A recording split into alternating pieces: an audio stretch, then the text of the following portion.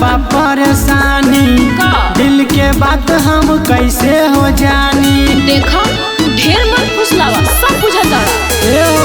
बोला रानी कवन बा परेशानी, दिल के बात हम कैसे हो जानी। का करी तो है बता के, का करवा तू? अब हाथे से ठंडा पिला दीना, गर्मी से चुबे पसीना, बलम तनी बेना डोला दो ना।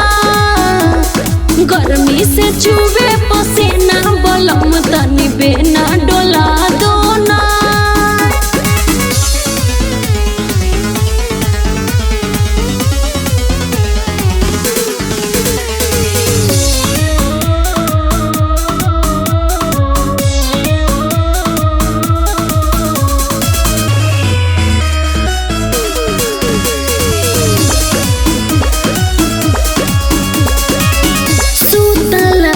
रतिया के आवे नहीं नींदिया, छूट जाला माथे पोला गावल राजा बिंदिया।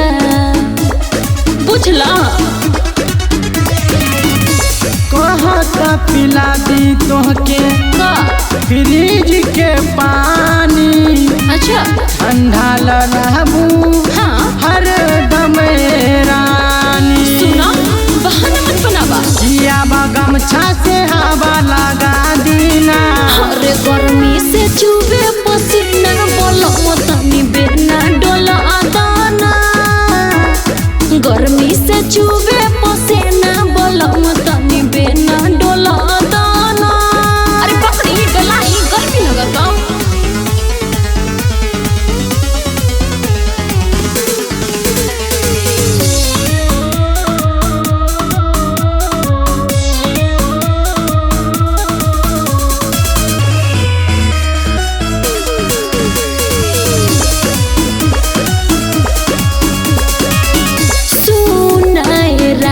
राजा बानी हम प्यारी, हमारा लाला दराजा लाले रंग के साड़ी लादा ना।